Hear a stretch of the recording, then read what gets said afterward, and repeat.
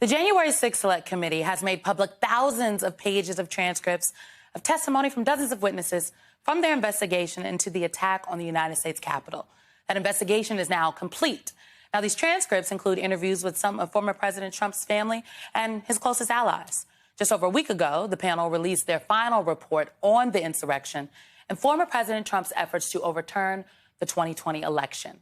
I recently sat down with the chair of the committee, Congressman Benny Thompson of Mississippi. In an extensive and exclusive interview, he told me about the challenges of leading this investigation and what he sees for the future of our democracy. Here's part of our conversation. It's been difficult. I've spent many nights away from home. I've spent a lot of time just trying to figure out why in the greatest democracy in the world would people want to all of a sudden storm the Capitol because they lost an election. You know, normally in a democracy, you settle your differences at the ballot box. Sometimes you win, sometimes you lose, but under no circumstances do you tear the city hall up or the courthouse up, and God forbid, the United States Capitol. It was just something that I think for most Americans, it was beyond imagination. Are there conclusions that you all have reached that are new since the last public hearings?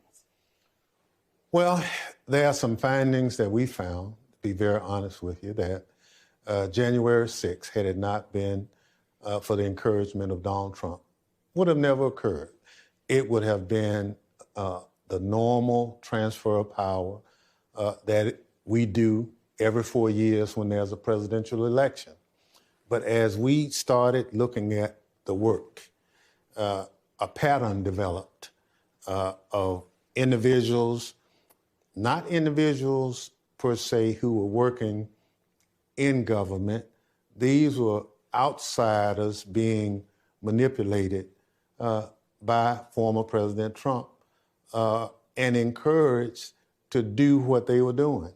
So there's a direct line, a very clear line in your estimation, the committee's estimation, from the acts on January 6th to the former President Donald Trump. There's no gray area there. It's not fuzzy. Well, but we also understood, you're right, there's no gray area, but we also know what the limitations of our committee. Mm-hmm. We couldn't prosecute former President Trump or any individual, but we were tasked with getting the facts and circumstances as to what brought it about. Do you have confidence in the Justice Department's investigation into the former president?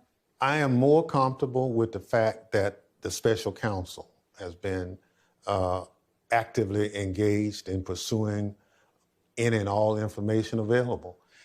They have been in contact with our committee, asking us to provide various transcripts and what have you. What's the nature of your cooperation, if you will? Yeah, well, they wrote me as chair, mm-hmm. and we made the decision in consultation with other members that we will cooperate. But early on, an effort was made, but we were in the midst of our work, and we felt we had to get the report done, we had to get it filed, but it was a willingness on our part to get the job done. There were people that we deposed that justice had not deposed. There were electors in various states that justice couldn't find. We found them. On the Justice Department, let's say that the special counsel finds, brings charges against former President Donald Trump, but not related to the January 6th committee. Let's say one of the many other investigations that the Justice Department is doing. Would that be sufficient to you? Well, 2 points. No one is above the law, even a former president. One of the tenets of the founding fathers is you put a document together that we all can live by. We don't say everybody can live by this document except the President of the United States. So that being said, I'm disappointed that what I discovered in what President Trump had done before and during his presidency, during this investigation. We're a better country than what I saw coming from him.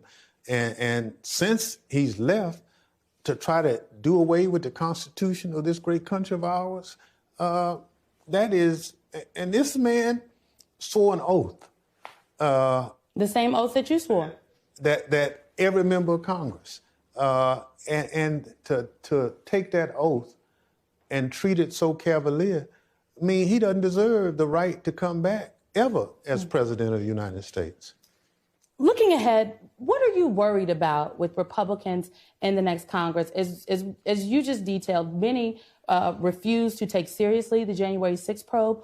What should we be looking for? Well, first of all, we survived January 6th because of some heroic law enforcement individuals and others who just refused to allow these crazy folk who broke into the Capitol. But democracy has to be managed. Democracy has to be a process where you participate in it. If you don't participate in it actively, you stand to lose many of the rights that people have fought and died for.